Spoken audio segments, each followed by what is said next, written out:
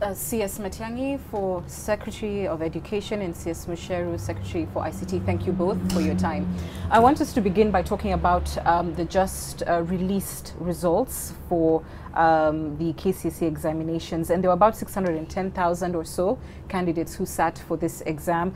About only 70,000 or so scored the C+, which is the pass grade, if you like, in order to get into public universities. And the perception that that has created, CS Matiang'i, is that there has been quite a significant fail in this just concluded exams. What's your response to that? There's something we all as a society have to deal with, and it's very important that we understand it. Let's come into it first of all as parents before we look at it from a policy point of view. Each one of our children in schools in the country, whatever they score at the end of the examination period, is a gift from God, a blessing to us, and God created each one of these children for a specific purpose. We as parents and teachers and policymakers are supposed to facilitate these children to achieve or to fulfill the purposes for which God created them. And in that process, we cannot delude ourselves to imagine that we have similar abilities and we have similar capabilities and we can all do the same things. Exams are actually not intended to produce paragons or tell us who are the smartest people and so on. That is why they are described broadly as tests and measurement. They are supposed to measure our abilities. In other words, the question we are supposed to ask after an exam is, what can I do? What does the exam therefore say I can do? The exam may say, okay, you have abilities and you have gifts to be a doctor, you have gifts to be a teacher, you have capacity to be an engineer, and so on and so forth. From the student who scores an A plane to the one who scores an E, there's a place for you in this life, and there's a place for you in this society. Therefore, as an educationist, I would be very cautious about using words like failure, because what does failure mean? You know, in our country, and I want to start by telling you outrightly, that the capacities we have and the places we have in the training sector as a whole, when you look at the training sector cumulatively, Kenya Medical Training Institute, Utalii College, the nursing schools across the country, and so on and so forth, the places we have are more than the numbers of the students who scored below C+. We have more than 500,000 places, and those who scored below C+ will not fill all these places. By the time we are done with P1 training, by the time we are done with certificate courses in vocational institutions, by the time we are done with technical training in technical institutions, all these places are available. There's something for everyone. So every time we compartmentalize and start saying those who are good and who succeed and those who are going to do well are those who have got university entry, then we're making a mistake, because we are sure not everyone will do that. What do these results tell you about the students who've just completed their KCSE? What the results tell us, in my view, the results talk about pedagogy, how we are teaching our children. The $6 million question that I think we should be spending time on today, and if we are not careful, we can actually miss the boat on that issue. Are our children in schools being taught? And are they learning? If the answer is no, why? And what can we do about it? So we release the results. I've said this several times before, even when I'm in the company of my fellow teachers, players in the sector. I've said this several times before, that results are a mirror. They put up a mirror before us. They are supposed to say who we are and show us what we have done. They have measured our work. So we should go back and ask the question, so what should we do? I honestly think, and there is a report, and at the right time, I don't want to preempt NEC. If an opportunity arises, NEC is going to discuss the professional report from the chief examiners in the 2017 and 2016, because I think it's important to look at the two exams together. They are going to talk about the comments and the feelings of the chief examiners. Our children are so dependent on revision books. Most of the syllabus is not being covered. There is abundant evidence that teaching is not happening, and therefore learning is not happening in the process. We have raised the perennial question about instructional materials, not going to schools and so on. I have this information firsthand. I have been to schools without number, where you walk in the classroom, you have 4 textbooks, there are 45 kids. You have 2 textbooks, there are 46 kids in the classroom. How do we expect them to attain in the learning outcomes that we desire? So you would agree then that our students are clearly not well prepared to be able to sit these exams? Frankly speaking, I think to a greater extent, this is what we need to be looking at. Are we teaching our children in schools when we raise these issues? You know, Anne, we have reports in place done by the World Bank, done by, independent entities, and that's why I'm quoting them. They are not government, they are not, executive branch agencies, that point to the fact that we have a chronic and serious problem of teacher absenteeism. People have even questioned the levels of pedagogy in our system. And over a period of time, we have actually even questioned the quality of training and the outcome of those that we train to finally handle our children. But you see, we are progressing and we are moving forward. That's why I would rather we discuss the policy issues rather than jump to issues that have nothing to do with what we have seen. As far as I'm concerned, I am very satisfied with the results we've had in the last 2 years, 2016 and 2017, because we have lived a lie for such a long time. Time is here for us now to deal with the truth.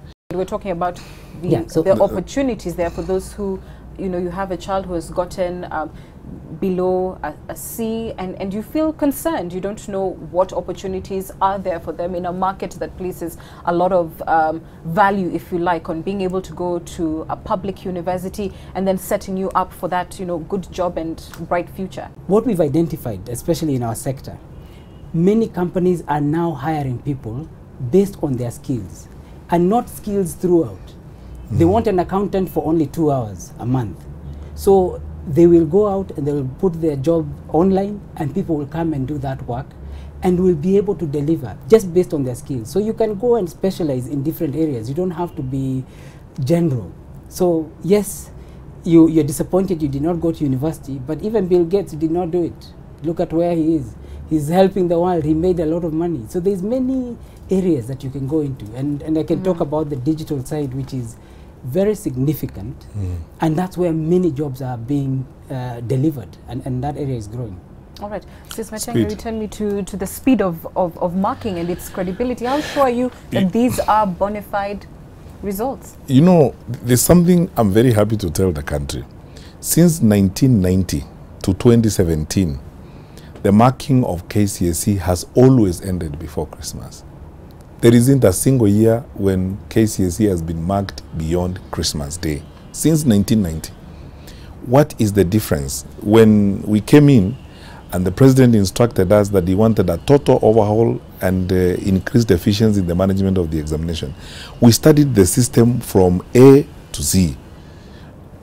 Inefficiencies, administrative and management inefficiencies, logistical inefficiencies. Let me just take about 2 minutes, Anne, to explain this.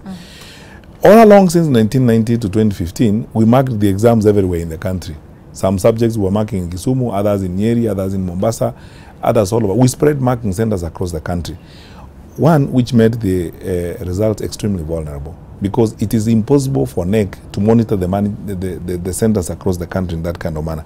We dismantled that system and brought all the 25 marking centers to Nairobi, in fact within a radius of 20 kilometers. Number 2, the exam scripts would be kept in like 5 or 6 go-downs, and you would have, in fact, that's where we coined the term stray scripts. One box from our school in Garissa High School, which is intended to go to a marking center in Mombasa, finds its way to a marking center in Kisumu, and some paperwork has got to be processed and so on for that box to be carried from Kisumu to Mombasa and so on and so forth. So much time wasted. And because of the spread and the geographical challenges, you cannot manage the monitoring of exams in all those places. So step number 1, we collapsed all the marking centers and brought them to Nairobi within a radius of 20 kilometers. Number 2, we left forever, I hope and pray, the system of manual computing of examination results, because people mark exams in Kisumu.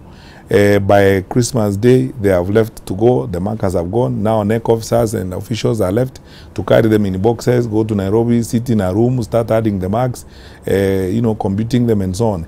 It was vulnerable to extreme abuse in the process, you can imagine. So we dismantled manual computing of the exam results and deployed a full electronic system. In 2016, we had 200 ICT technicians. This year we increased them by 25% to 254, so that every marking center had an ICT center. The chief examiners check at the end of every day, they are able to check what has been entered, and if there are any errors or there are any issues that need to be addressed, they are sorted out at that particular time. You are doing this in real time. Let me tell you what people don't know. The marking of KCSE 2017 started on 17th of November. That is what Professor Magoha described as working smart. If you look at the timetable this year, the bulk papers started early. The big papers, mathematics, English, the big papers started early. And that is how we came up with the centers that we opened, at Kilimambogo TTC, for example, so that we got the examiners for those bulk papers to start marking on 17th.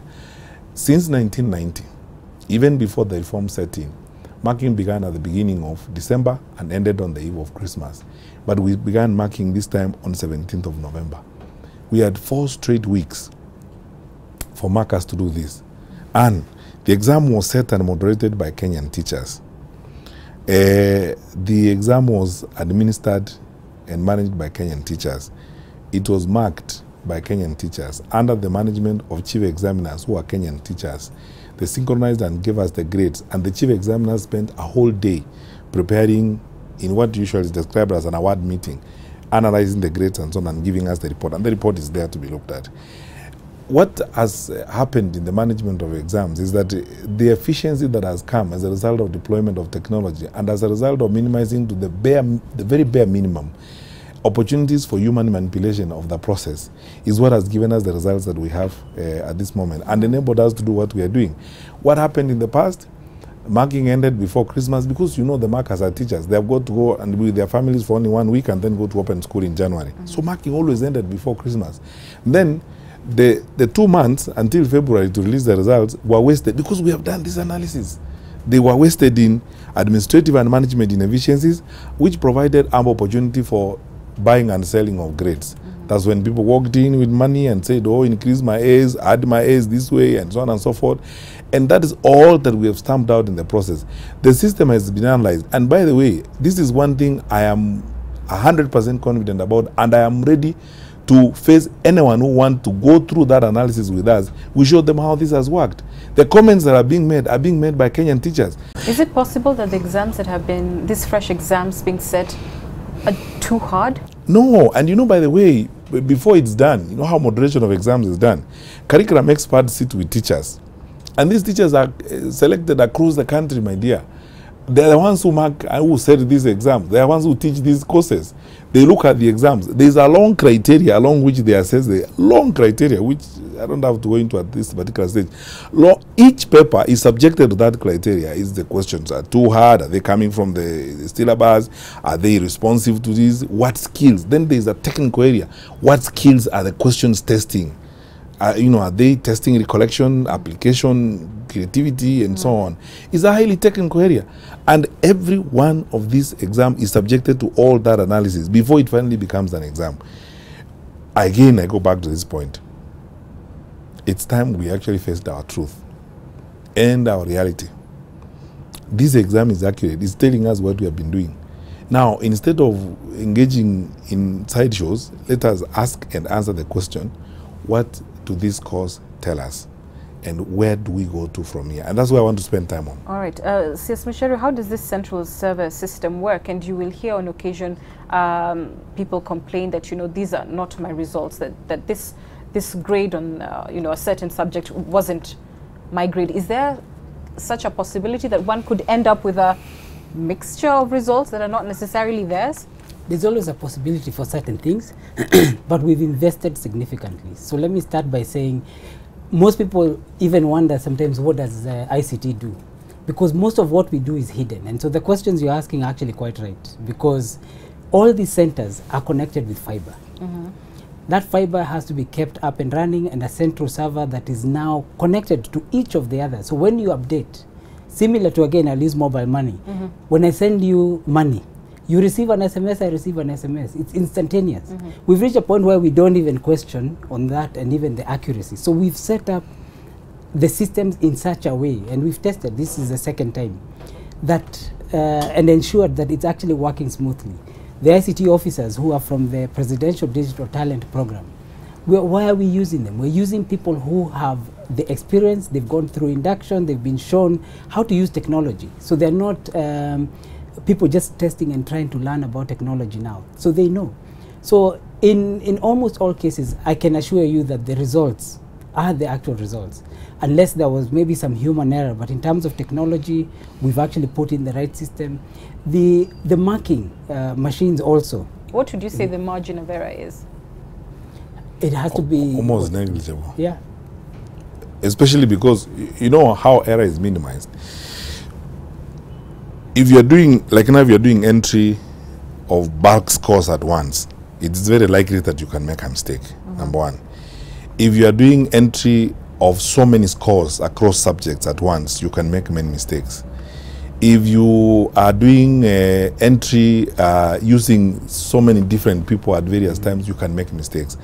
But when we ran the system and tested it in 2016, we agreed in principle, entry will be done in real time.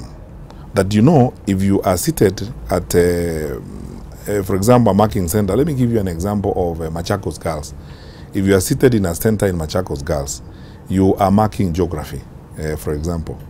The scripts that were marked today, Friday, are the only ones that will be entered. You will not mark the whole country of geography today. You will only mark X number. Because that enables the officers we have on the ground, the 30 or 40 officers we have on the ground, to be meticulous, because there are fewer scripts and they're entering the scripts of that day. And it doesn't end there. When they have entered those scripts, the chief examiner and their senior, in each ICT center, there are senior officers who will, at the end of the day when the center is closed, will go through what was entered for that day to check whether there is any error, there is any mistake. And if there is an error, it is corrected, not just simply, it's corrected through a very rigid system, which there are only very few officers who are certified by NEC to correct an error that has been committed. They have to explain the error, the chief examiners have got to be there, then it has to be corrected at that time. And that is only from the center. When they go to the central servers system and the scores have been entered there, at the end of the examination again, it is going to be printed out again for the special officers to confirm that what they saw on a daily basis is actually what is reflected for that particular subject, as it were. And that still doesn't end there. Then there is the meeting now when chief examiners are going to sit down with the scores now and spend a whole day pouring through the scores and the grades and all that. The intention is to minimize error, almost the bare minimum. The challenge I have seen, Anne, to be very honest, is that because a lot of people don't understand this and they don't understand how it works.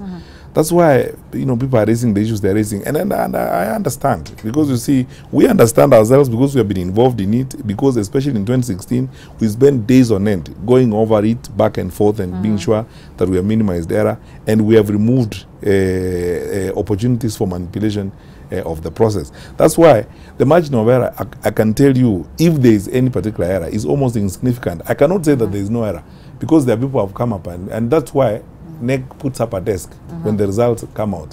NEC puts up a desk so that if you actually have an issue that you need to raise, you go there and say this, and they can even go to the specific box and get out the script and look at what is going on there and find out what error that is and so on, because the exercise must be completely transparent. Yeah, so there is the opportunity of redress. But I want to move to what you were talking about, which is accepting reality and where we go from here. There are these 70,000 or so who will be quite eager, of course, to join public universities.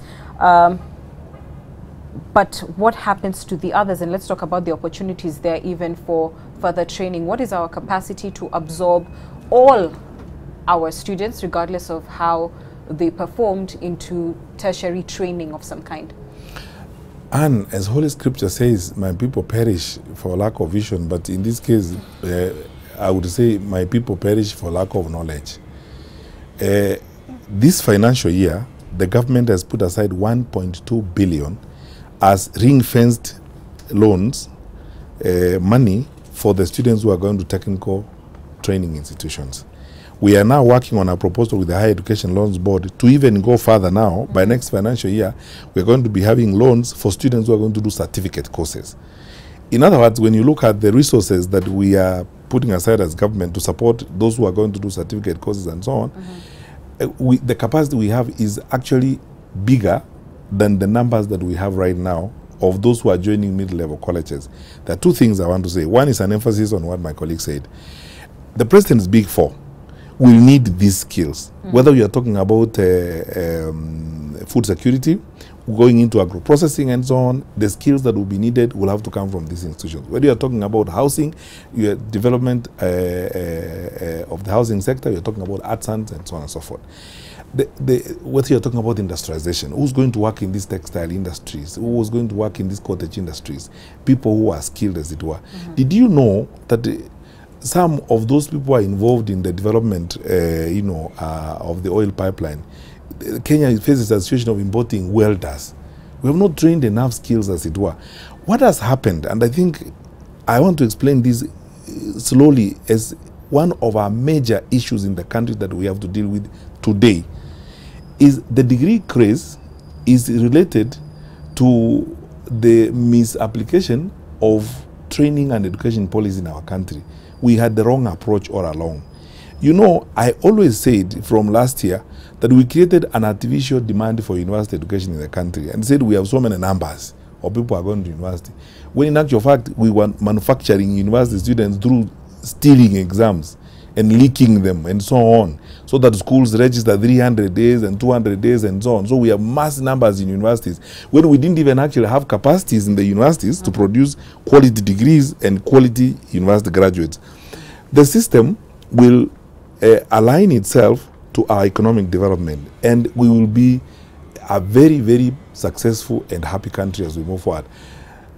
Capacities, we have huge capacities. As I said a while ago, if you look at every person who sat for KCSE, including those who scored an E, has an opportunity to go to a certificate course, and from there go to a diploma program, and from there go to university if they so desire, or a higher national diploma, and from there become just about anything they want to become.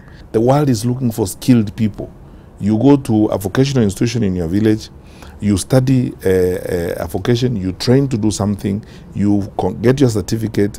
After your certificate, you get a diploma. After that, you get a higher national diploma. Then from there, you actually even get an exemption and go to university. We have capacity. No one needs to worry about that. Okay, CSS, you would both concede that because all of these are emerging opportunities, then there isn't enough visibility about it out there, and perhaps is the challenge then not back to government to go and show young people that the economy is changing and that there are different opportunities that are out there? What can you do in that respect in terms of letting people know, look, this is the certificate program that you can get into and these are the possibilities for you, because that information isn't there? But then for the last 2 years, you have noticed the very high profile events that the president has been holding for skills for employment programs that the government is working on in partnership with Kenya Commercial Bank, Equity Bank. A number of people, even international development partners, have come in, like the African Development Bank and so on. On 4th of January, just about 2 weeks from now, we'll be launching another huge program that is intended to support about 10,000 young people.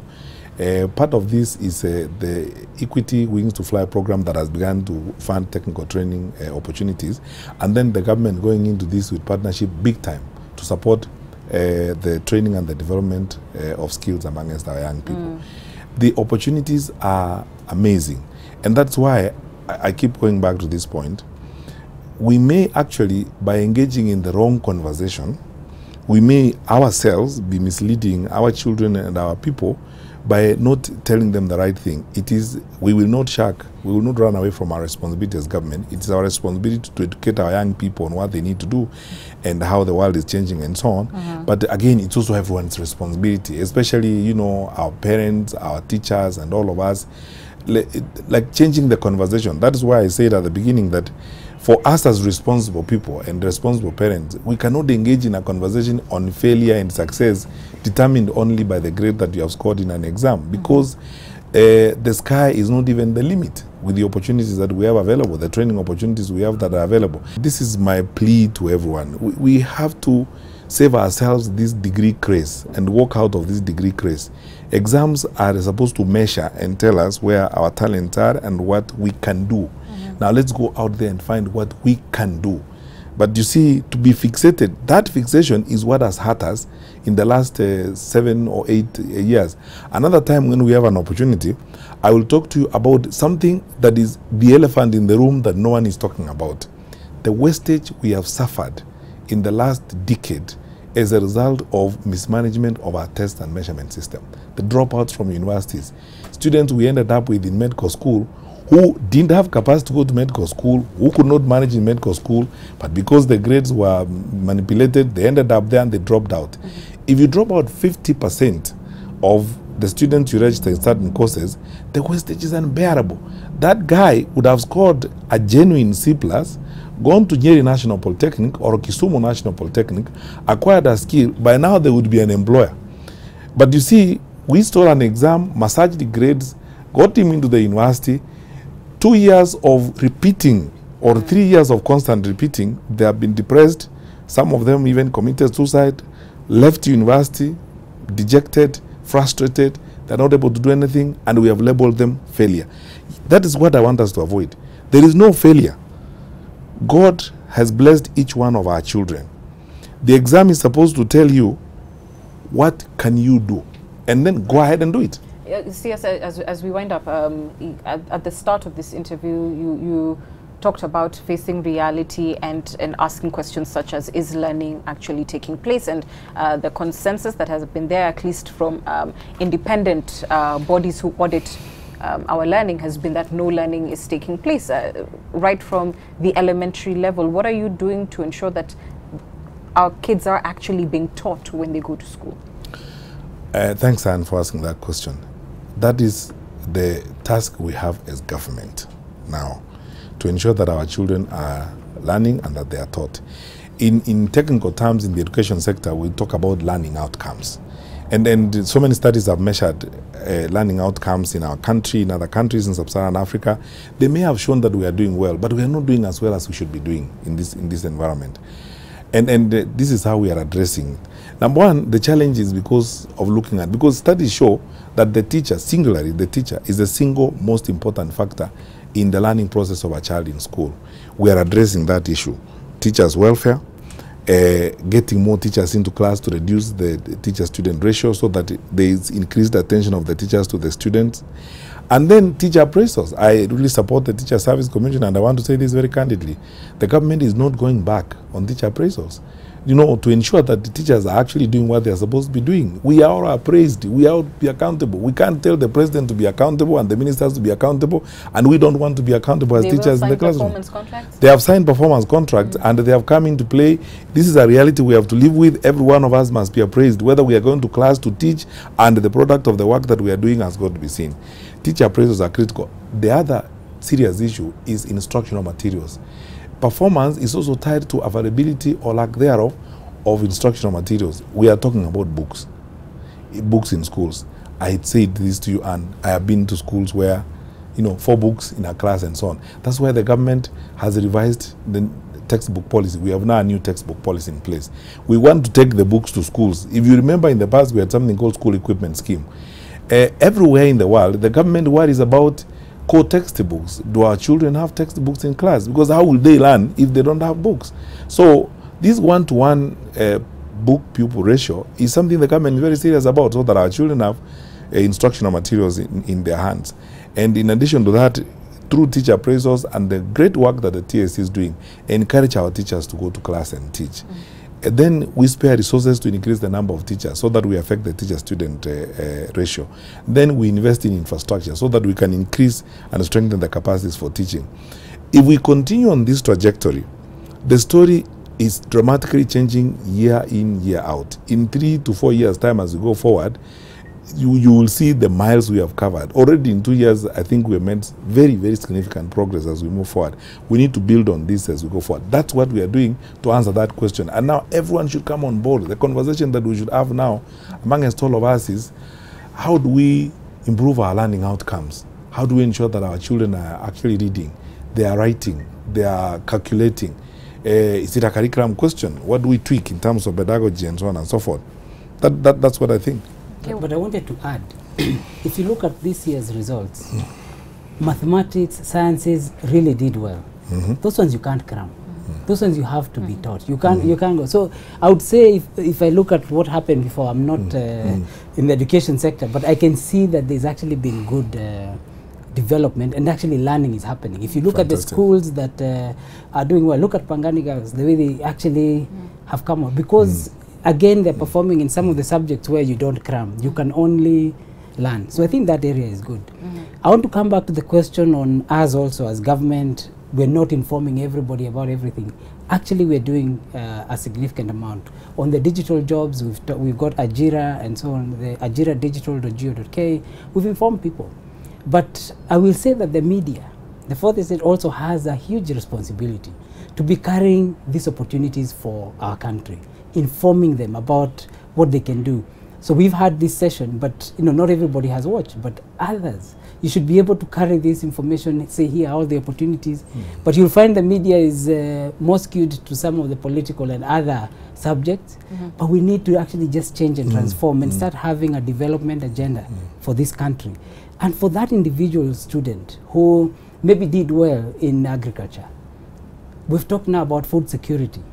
How is that person going to benefit from these government programs? Investigative journalism, being able to provide all this information, I think that will really, really help, because really for the most learning that happens in the country, it's through media. People get information all the time, and so I think there's a shared responsibility between us providing the information, but also media disseminating it, and also putting it in the right packages for everybody in the right programs. And I suppose I can say that, at least on our end, that's our commitment for the benefit of all our children. We want our children to do well. We want them to have prospects. And you can expect that from us. I thank you both for your time. Thank you. Happy holidays. Thank you. If we are going to have any. No holidays for you. Trying. Well, people in campaigns rarely have holidays. I mean, we must make sure that people have holidays. So we can't do that when we are on holiday ourselves, but it's all right. Fair point. Yeah, we'll be having holidays as we work, which is a good thing. Fair point, but happy holidays to you. Thanks for watching. Thank you. Thank you, Nick. And good night. Great.